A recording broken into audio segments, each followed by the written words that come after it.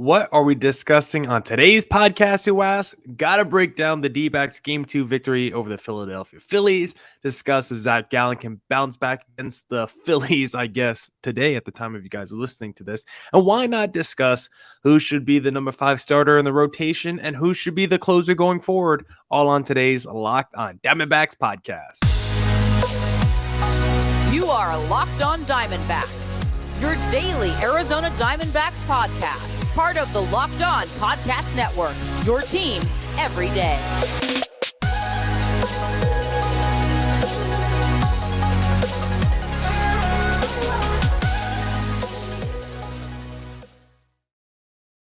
Welcome into the Locked on Diamondbacks podcast, part of the Locked on Podcast Network. Your team every day listening to who? The always charismatic host of this podcast, Millard Thomas. I'm a multimedia journalist and I'm a graphic designer, so please go check out my website, millardthomas24.myportfolio.com. On there you can see all my latest work, from my packages to my articles to my photos and my graphic design. If you want to see more content by me, just follow me on Twitter at CreatorThomas24 for my personal account, or just look up Locked on Diamondbacks, both Twitter, Instagram for the podcast handle, and of course, thank you for making Locked on Diamondbacks your first listen every day. Would not be able to do this podcast without you, my loyal listeners, sharing, subscribing, reviewing, doing all that so I could do this podcast for you. Thank you. It's free and available on all platforms, so please continue to tell your friends. And one of those platforms is YouTube, so please hit subscribe on the Locked on Diamondbacks YouTube channel.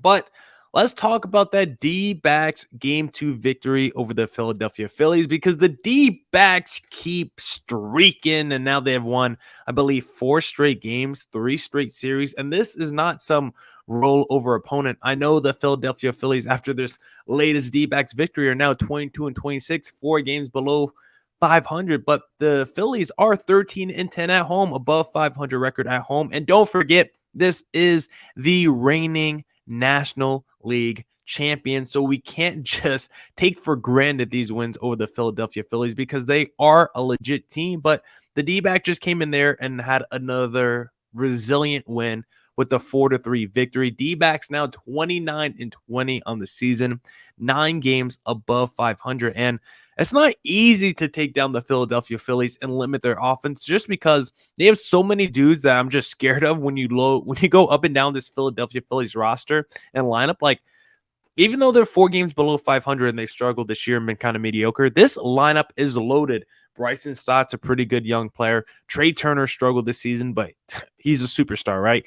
Bryce Harper, Nick Castellanos, Kyle Schwarber, JT Realmuto, Alec Baum. Like, they got like 6-7 dudes that you're scared of. And this D-backs team, their pitching, at least their starting pitching, back-to-back days has looked good, because Ryan Nelson, after Tommy Henry, the youngster, looked really solid in game 1.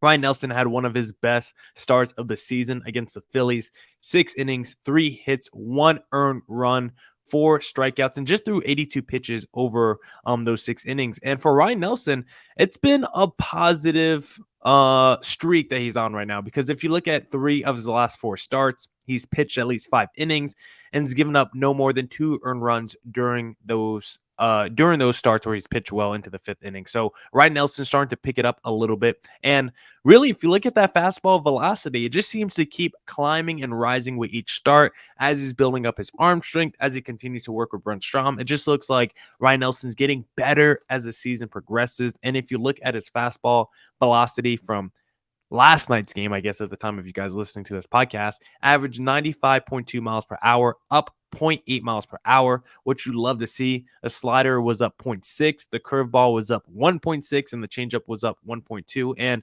Ryan Nelson, we always talk about diving into that arsenal, right? Mixing up your pitches, doing more than just being a 2-pitch guy. Of course, being super fastball dependent. That's been Ryan Nelson. And he's still going to throw mainly fastballs. 59% of the time he threw a fastball last night, but he also threw 12 sliders, 11 cutters, 7 curveballs, and 4 changeups. So I like to see the nice mix from Ryan Nelson. It's been able to keep these hitters on their heels, because he's not exactly racking up strikeouts or being a elite strikeout artist, but he is just pitching well right now and keeping these hitters guessing, which is sometimes the most important thing you could do as a starter. So later on the podcast, I think I do want to talk about who should get that number 5 spot in the rotation when a Zach Davies comes back.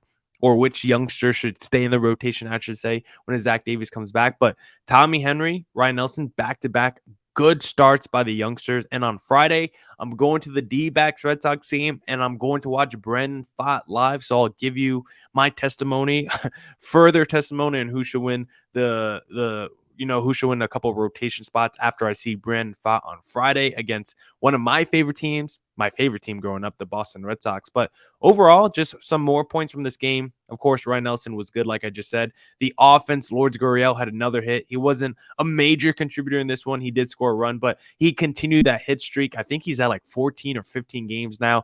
Just every time I see him do something on the field, I'm just reminded that he was the headliner in that Dalton Varsho trade because he's straight up outplaying Dalton Varsho. But I don't want to overlook a Gabriel Moreno who just did so many different things in this ball game. He went 1 for 2, run scored, 2 RBIs. He had a home run. He had that 2-run shot, which was huge to put the D-backs on the board first. And there was a bunch of defensive plays that he made where he was throwing out Bryce Harper. He was, Scott McGough was trying to throw a wild pitch. And Gabriel Moreno just wouldn't let him because he was playing great backstop, saving every ball in the dirt, skipping. It doesn't matter. Gabriel Moreno was getting his body in front of it and scooping it up. So he's been elite. Maybe not as an on-base guy, maybe not as a power guy. You still want to see more in that category. But when he plays defense like that, and the fact that he's still batting over 300 on the season, like Gabriel Moreno, Lourdes Gurriel, that trade has been a godsend for the D-backs. The guy who should be favorite for Rookie of the Year, Corbin Carroll, he had 3 hits in this ball game. He looked really good. Then the other rookie, Dominic Fletcher, 0 for 4, but big game-saving grab in what inning was it? The 8th inning, because in the 7th inning, Kyle Nelson, who I love, who I think is one of the best D-backs relievers, just didn't have it tonight. Gave up 2 earned runs, gave up the lead in this one. D-backs offense, though, back-to-back nights after the bullpen struggles around that 7th, 8th inning, the offense was able to bounce back immediately because the D-backs in the 8th were able to get runners on, was able to score a run. They should have probably scored some more runs because they had bases loaded, 1 out at one point during the 8th inning and were not able to score anymore because I was very scared that just hanging on to a 1-run ball game wouldn't be enough, but it was, thankfully. I thought Andrew Chafin was going to give up a home run to Bryce Harper. Thankfully, it was just off the wall. Chafin ended up getting the hold. Miguel Castro gets the save, and I do want to talk later about who should be the D-backs closer going forward, but it was back-to-back games where the D-backs offense starts to scoring early. The starting pitching looks good, and then what happens? The bullpen comes in, stirs up the pot, causes some trouble. They didn't give up the lead in game 1. They did give up the lead in game 2, but in back-to-back games, the D-backs offense responds immediately and is able to bail out the bullpen and get the victory. This D-backs team is super resilient, and there's so many times throughout the season when I'm watching these D-backs games where I'm like, man, this just feels like a D-backs loss because I've been so conditioned from the last couple of years where I've watched these games where the D-backs take an early lead through the first 5 or 6 innings. The starter looks good. The bullpen comes in, gives up the lead, and then that's it. The D-backs lose. But this year, either the D-backs bullpen gives up the lead and the offense comes back, or maybe the bullpen is shaky, but because they have a big enough lead, maybe it's 2 or 3 runs, the bullpen is just able to hang on enough for the D-backs to get the victory. So anytime I thought the D-backs were going to win this year, like there's so many times the last couple of years, I could just told you after 5 or 6 innings, oh man, D-backs are going to lose this game. Oh man, I just know the vibe. I know the momentum. I've watched this team enough. I know what's going to happen at the end of this ball game. Can't say that this year because you're going to get either a game-saving play from a Dominic Fletcher, you're going to get a huge clutch hit by a Gabriel Moreno or Geraldo Perdomo. Like there's so many dudes in this lineup that have been contributing. Perdomo at the bottom. Dominic Fletcher has been revelation. Gabriel Moreno, Lourdes Gurriel, that trade has worked out beautifully. Like it feels like there's so many dudes on this D-backs team that's contributing. They're getting guys, from their rotation past Zac Gallen, Merrill Kelly recently over the last couple of weeks to step up and pitch well as well. Pitch well as well. That's kind of a weird phrase I said. So the D-backs, this team is kind of hitting on all cylinders right now. You want the bullpen to be a little bit better, but they're getting just enough from the bullpen to stay and win a lot of these ball games. And now the D-backs, 9 games above 500. Yeah, D-backs Nation, we're feeling pretty good. And I always feel pretty good after canceling unwanted subscriptions. And if you want to do that, then you need to use Rocket Money because Rocket Money Rocket Money is a personal finance app that finds and cancels your unwanted subscriptions, monitors your spending, and it helps you lower your bills all in one place. Over 80% of people have subscriptions they forgot about, and chances are you're one of them, like that Stars app just to watch one show or that free gaming trial you never actually used. Rocket Money will quickly and easily find your subscriptions for you. And for any of you that don't want to pay anymore, just hit cancel and Rocket Money will cancel it for you. It's that easy. Rocket Money also helps you manage all your finances in one place and automatically categorizes your expenses so you can easily track your budget in real time and get alerted if anything looks off. Stop throwing your money away. Cancel unwanted subscriptions and manage your expenses the easy way by going to rocketmoney.com/lockedonmlb. That's rocketmoney.com/lockedonmlb. rocketmoney.com/lockedonmlb. All right. Let's get back into the podcast. Excuse me, I had a little burp ski there. Another little one. I might also have the hiccups, who knows.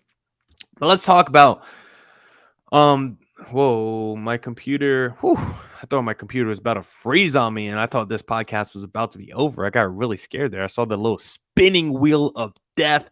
As a graphic designer, when you see that, time to shut down and reset the computer. Haven't experienced it yet as a podcast host. Thankfully, it didn't just happen, but let's continue on with the podcast after our near-death experience and talk a little bit about the Zac Gallen matchup tomorrow, because Zac Gallen is coming off his worst start of the season. Zac Gallen got absolutely crushed by the Pirates in his most recent start, and I was shocked because this Pirates team was just awful offensively, and he gave up 5 earned runs and 8 runs total. 5 earned, 8 runs total with the Pirates, 8 hits, and he didn't even finish 4 innings. Zac Gallen only had 2 strikeouts in that game, if you can believe it, and it didn't matter what the pitch was. Zac Gallen was getting crushed on everything because he gave up 4 hits on his fastball. He gave up 2 hits on the cutter, a hit on the curveball, a hit on the changeup, like pretty much any pitch you want to look at.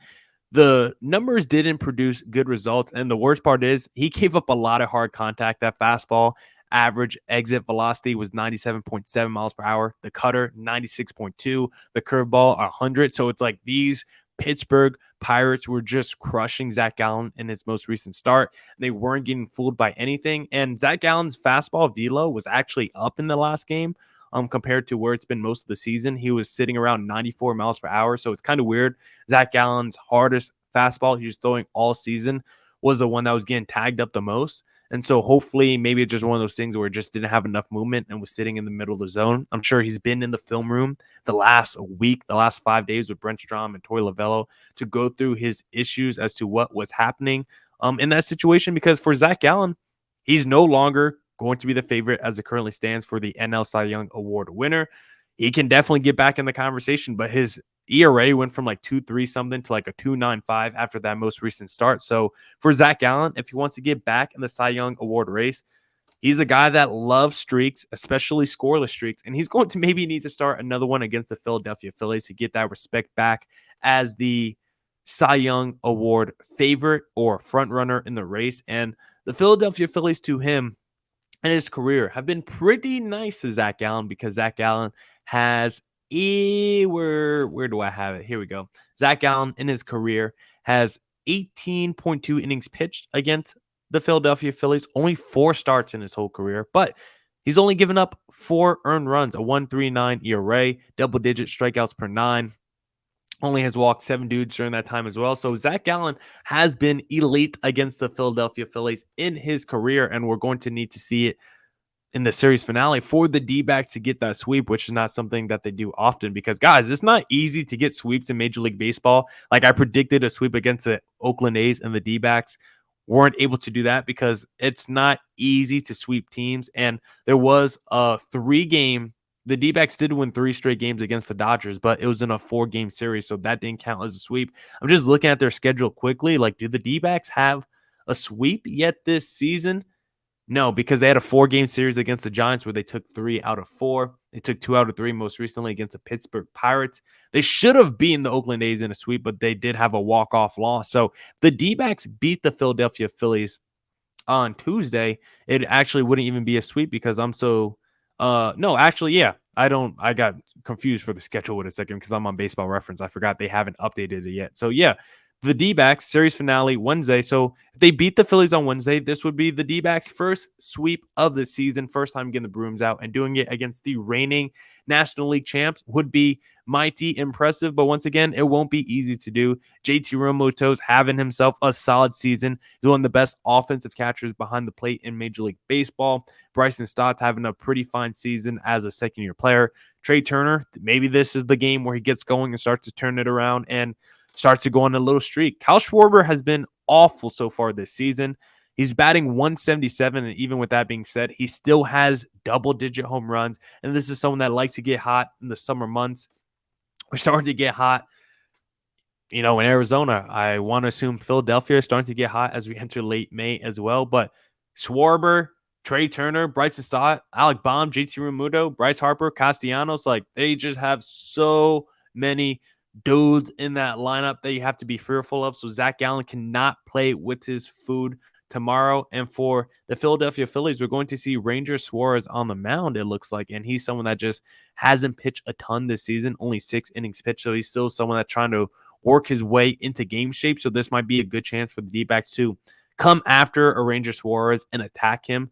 And before he gets adjusted to this Major League season, he still seems like he's trying to work on his game. So this could be a good chance for the D-backs to go and attack him. And Ranger Suarez, in his career against the Arizona Diamondbacks, 23 innings pitched, 4 starts, 7 games total. He's got 5.79 ERA, 15 earned runs, and 23.1 innings pitched. So this is a good chance for the D-backs to get their first series sweep of the year.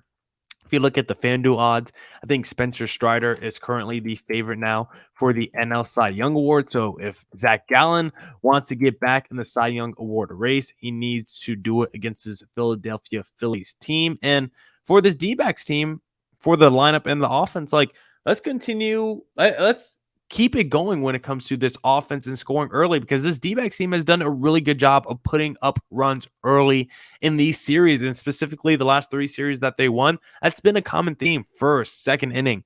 You can't take the nerfy, right? The no-run first inning. You can't take that bet against this D-backs team, because this D-backs team recently has been putting in work in those first couple innings, and that's what you want to see. You want to give your starter that confidence to know he has run support and to know that I don't have to pitch perfect out here because I know I got a team behind me that's going to score runs and pick me up if I am struggling. So it gives the pitchers a little bit more freedom and a little bit more confidence to trust their stuff and maybe get a little bit more zany out there on the mound, because the D-backs this season, when you just look at their inning by inning stats, like in the second inning, the D-backs are batting 283, and in the third inning, they're batting 307 with 902 OPS. So within those first 3 innings, the D-backs are very likely to score runs. And so when you're a pitcher and you see that, a starting pitcher, you see your team scoring runs early for you, it just raises your confidence that much more. And so for the D-backs, once again, for Zac Gallen, who's been struggling, well, not struggling, he has one bad start. For someone like Zac Gallen, who has to put so much on his shoulders and the last 3 years has had to pitch damn near perfect for the D-backs to win ball games, I want to see a game where the D-backs score early and Zac Gallen doesn't have to do everything. And now I want to talk to you guys about the greatest thing since sliced bread, and I'm currently wearing them on my legs. I'm talking about Bird Dogs, because Bird Dogs is his new sponsor that has partnered with Locked On, and I absolutely love Bird Dogs, because if you don't know what Bird Dogs are, they're comfortable shorts and pants, and they send every Locked On host a pair of shorts. I'm currently wearing it. They feel fantastic. The reason I love them is because they're so comfortable. They're just the perfect length right above the knee, and they're perfect for doing anything. If I want to go on a walk around my neighborhood for an hour, I could do that. If I want to go to the gym, I could do that. If I just want to go and watch a movie and do a movie marathon at the theater for 6 hours, they're the perfect pair of shorts for that. Bird Dogs shorts, pants can fit any kind of event. Maybe you don't want to wear them to a wedding, but outside of that, if you're going to the store, if you're going to hang out with friends, these are a great pair of shorts to put on and look trendy and fashionable and be comfy, most importantly, at the same time. And right now, if you go to birddogs.com and use promo code LOCKEDONMLB, they'll throw in a free Bird Dog style Yeti tumbler with your order. So go to birddogs.com, use promo code LOCKEDONMLB, and get that tumbler. All right. Let's get back into the podcast and let's discuss maybe either rotation or closer. We're going to see if we can hit both of them in this segment. I don't know if we'll have time for both. Right now, I think the more interesting debate to me is actually the closer for the Arizona Diamondbacks, because we've seen Andrew Chafin and Miguel Castro kind of switch on and off between who should be the closer between these two guys. Andrew Chafin closed it out in game 1. Miguel Castro closed it out in game 2. Andrew Chafin also had a save back on May 15th. Miguel Castro recently seems to be the guy that is closing, seems to be the guy recently as the go-to guy, as the closer for the Dbacks, because he saved game 2 of the series against the Phillies. And then he also saved May 20th against the Pirates, May 17th against the Oakland A's. And it just feels like in the last couple of weeks, there's been a little bit of a changing of guard for Miguel Castro to be the closer over Andrew Chafin, or at least the first option as the closer over the Andrew Chafin. I just want to discuss if we think that's the right idea for Torey Lovullo to do that, because I said recently, I think Miguel Castro should be the D-backs closer moving forward, just because there's a few telltale signs for me. One, if you just go through Andrew Chafin's baseball reference and compare it to Miguel Castro's, Chafin is not as good against both righties and lefties as compared to a Castro. Now, they both definitely have a tendency to favor to one as opposed to the other. Chafin is better against righties and gets crushed by lefties. Castro, better against righties and gets crushed by lefties as well. But when I talk about crush, like Andrew Chafin is giving up a 346 average and an 895 OPS to lefties. Miguel Castro is only giving up a 286 average and a 769 OPS to lefties. And so when I look at the splits, righty versus lefty, who's ever on the mound, there's just more confidence that if there's a lefty on the mound, Miguel Castro could get them out, as opposed to Andrew Chafin, who feels a little bit more like a specialist. Maybe that's a little disrespectful. He's not actually a specialist. Like Andrew Chafin could pitch against anybody, but if there's a lefty on the mound, you're definitely a little bit more hesitant with Andrew Chafin out there than opposed to a Miguel Castro. Now, if you want to make the argument for Chafin over Castro in that closer role, I think you start by looking at how they pitch in save situations, because Andrew Chafin in save situations had just been the best version of himself in save situations so far with the D-backs. And all these stats I tell you between Andrew Chafin and Miguel Castro are numbers prior to game 2 against the Philadelphia Phillies. Baseball Reference hasn't updated yet. So all these stats I tell you are prior to game 2 against the Philadelphia Phillies. So there'll be just a slight outdated. But for Andrew Chafin, he had a near 2 ERA in save situations, and non-save situations, his ERA went above a 5. So if you're talking about who can I trust in a save situation, those numbers would tell you maybe Andrew Chafin is, at least you get the best version of him when the pressure's on and it's, you got to close it out to win it. Miguel Castro, he's good in save situations, a 3 ERA. In non-save situations, he's even better. It's below a 2. So the numbers would tell you Castro's good as a closer, but he's even better as a non-closer. Chafin's good as a closer, but he's terrible as a non-closer. So if you want to choose who should be the closer between those two, well, one guy is good as a closer, and the other guy is good as both a closer and a reliever, but the guy who's just good as a closer is terrible as a reliever. That's Andrew Chafin. So maybe you should put Andrew Chafin in as a closer, since he's not good in non-save situations, and then Miguel Castro seems to be good in all situations. But if you dive a little bit deeper and go actually not by save situations or non-save situations, but go by the inning, it tells a different story, because this year, when Andrew Chafin pitches in the 9th inning, he has I had it right here, 5.56 ERA. Andrew Chafin has, 1.2 innings pitched in the 7th inning, 5.2 innings pitched in the 8th inning. It has 0 earned runs in both the 7th and 8th inning this year. So when I box and couch the conversation like that, all of a sudden it's like, whoa, maybe Andrew Chafin should be the setup man, because he never gives up earned runs in the 7th or 8th inning. He has yet to do it this year. He gives up hits. Yes, maybe he walks a guy or two, but Guys, in the 8th inning this year, Andrew Chafin had just given up a 227 average and a 610 OPS. But in the 9th inning, Andrew Chafin has a 5.56 ERA. He's given up 7 earned runs in 11.1 innings pitched in that 9th inning. And so when you tell the story like that, Andrew Chafin has actually been elite as an 8th inning setup man. And then for Miguel Castro in the 9th inning this year, hasn't been elite, a 3.86 ERA. He's given up 3 earned runs in 7 innings pitched, so not exactly a large sample size. He's only given up 1 earned run in 10 innings pitched in the 8th inning. But Miguel Castro recently, over the last couple of weeks, has shown you he's a pretty good closer. He can do it with Andrew Chafin. The numbers also tell you he's a pretty elite 8th inning guy. So with one guy being good in the 9th inning in Miguel Castro and the other guy being bad in the 9th inning, at least in terms of ERA, why not move Andrew Chafin down to the 8th inning since he's been so strong in that area this season? And if you just want to care about some other numbers like runners in scoring position, Andrew Chafin's given up almost a 300 batting average with over a 800 OPS. For Miguel Castro, it's only around a 230 average with around a 700 OPS. So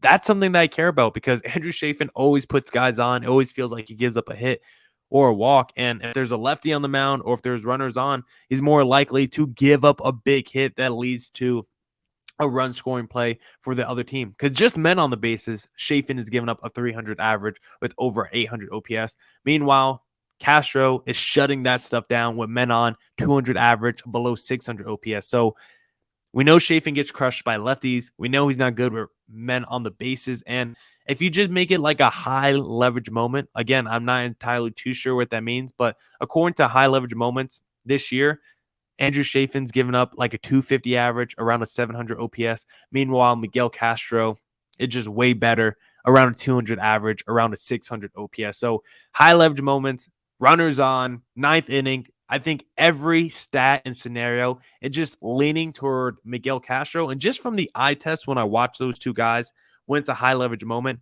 if there's 2 guys on and I need a strikeout to get out the jam, I just feel way more likely Castro can get me out of a jam with his strikeout ability than as opposed to Andrew Chafin. I feel like a lot of times Andrew Chafin is putting himself in a jam and then getting out of it. I feel like when there is a jam, then you call in a Miguel Castro to clean up somebody else's mess. Meanwhile, Andrew Chafin a lot of times has to clean up his own mess. Even though I still like him, even though I think he's had a good season, I think he would probably be better suited as a setup guy with Miguel Castro, who just has way better electric stuff in terms of striking out dudes. I mean, there's times Andrew Chafin is also striking out dudes. So let me not disrespect Andrew Chafin as a strikeout artist either. But I just think Miguel Castro has just been so much more reliable this season. I trust him more with runners in scoring position. I think he's had better command this season than Andrew Chafin. Chafin at times just walks too many people for my liking or gives up hard contact. So who should be the closer going forward? I think it definitely should be Miguel Castro over Andrew Chafin as the closer for the Arizona Diamondbacks. And maybe on tomorrow's podcast, we could talk about who should be the starter going forward for the Dbacks, which youngsters should keep their spot on the rotation when Zach Davies comes back. But for now, that's it for this edition of the Locked On Diamondbacks podcast. Come back tomorrow for more Diamondbacks news coverage and insight. Thank you for making Locked On Diamondbacks your first listen every day. Make your second listen of the day the Locked On MLB podcast with our boy Silly Baseball. Thank you for making Locked On Diamondbacks your first listen every day. Please put hashtag everydayer in the YouTube comment section if you do listen every day. Don't forget you can catch every Dbacks pitch on their hometown broadcast when you search up Diamondbacks on the SiriusXM app. And as always, stay safe, stay healthy. Doses.